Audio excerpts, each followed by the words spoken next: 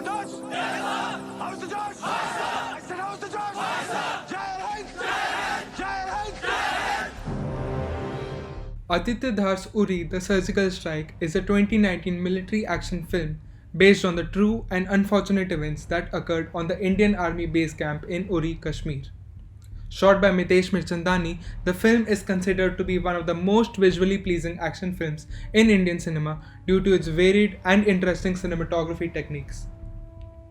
Let's begin by discussing the use of practicals in this film.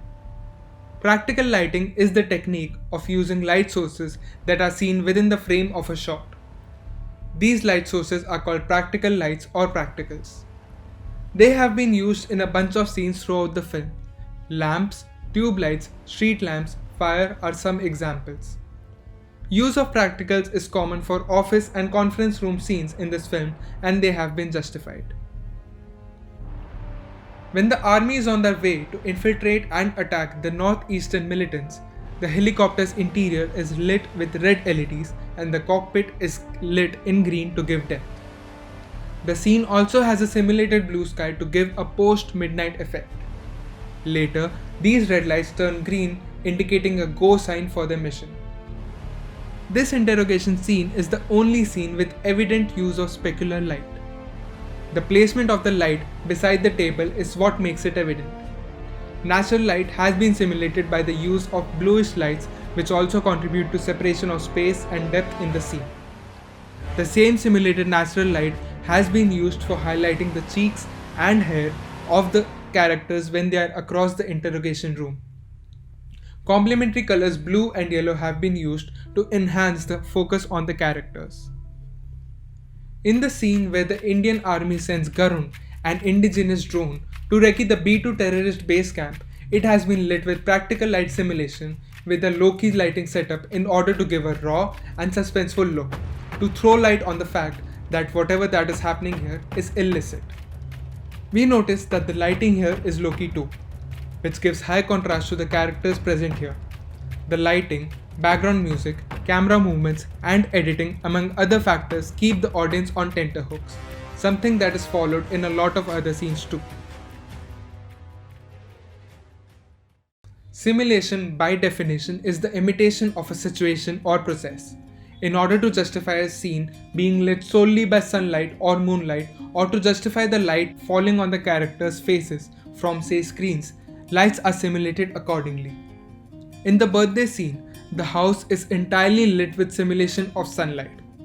The entire living room is lit vibrantly, and there is a lot of camera movement and cuts which gives it a happy and jovial feel. After Karan's death, the same room is now lit dimly and seems very gloomy. Here, the camera is static and there are lesser cuts. As soon as we look at the first frame, the audience has an idea that there is something wrong. There is no simulation of sunlight at all, and there is an overcast, as we see no evident demarcation between light and shadow. The funeral scene of martyrs in the Uri attack, which although is an exterior scene, is lit dimly. It is dark and there are a lot of shadows to give it a gloomy feel. This is done to convey sadness. The kind of windows that we see here, along with curtains in a lot of other scenes, have been used as a common justification for soft, diffused lighting that is given to the characters. Here, as the characters are testing Garund on a vast field, golden yellow key light is reflected on all the characters to give the golden hour feel of evening. Lights matching the visuals on the projected screen have been simulated that reflect on the faces of the characters. The contrast is very high in almost all nail-biting scenes, giving it a restrained look in order to keep the audience on edge.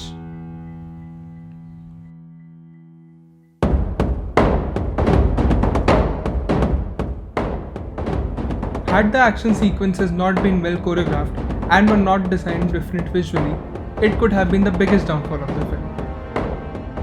This film has 4 action sequences, all of which are created differently, avoiding monotony. From the ambush in the army base camp in Uri to the well-designed surgical strike, the action scenes keep you fully engaged.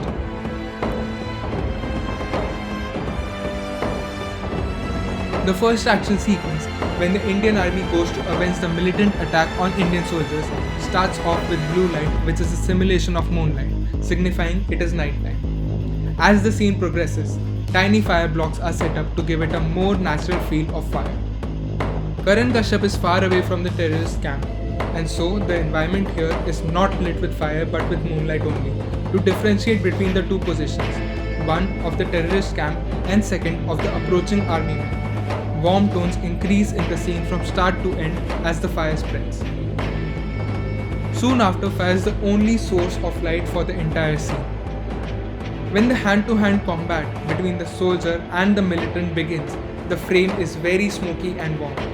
Since the primary source of light is fire, the cinematographer has taken the liberty to remove the blue light that we could see initially.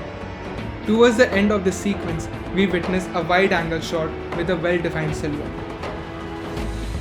Once the fight ends, the soldiers gather to wait for the helicopter. This scene is set at dawn. No lights are used here apart from the red light to simulate fire of the burnt terrorist camp behind the soldiers, which can barely be seen. However, reddish pink smoke from the flare is used for color separation. To replicate the real Uri base camp terrorist attack, the second action sequence was shot entirely in daylight. This was the only action sequence which is shot during daytime. There is no simulation of fire on characters' faces either, and rightly so, because daylight overpowers any other source of light.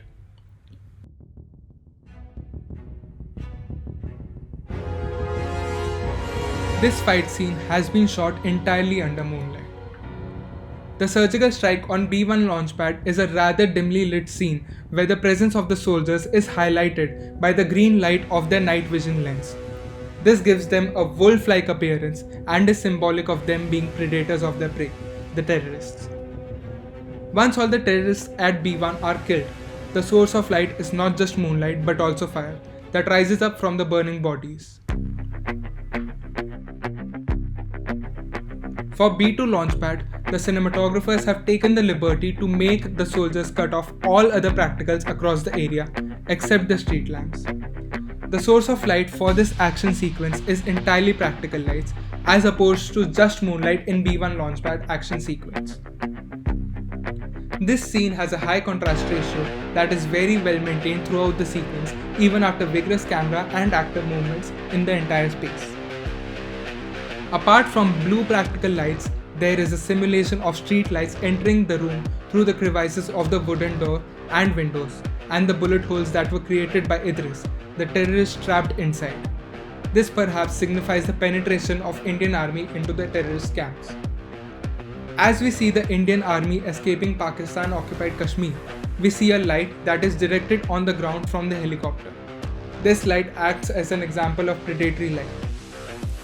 Shortly after, a red flare is shot up by Pakistani troops in the air, which perhaps is synonymous to danger, and the simulation of the same is shown on the ground.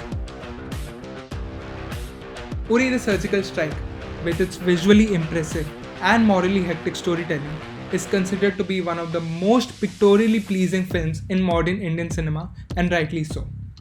Director of photography Mitesh Michandani boasts of the kind of slick action sequences which is rarely seen in Hindi cinema, much of which has been credited to how the film was shot. Being based on a true story, this film beautifully clinches the attempt to give its audience a raw experience, taking them right into the heart of the strike while keeping them on the edge throughout.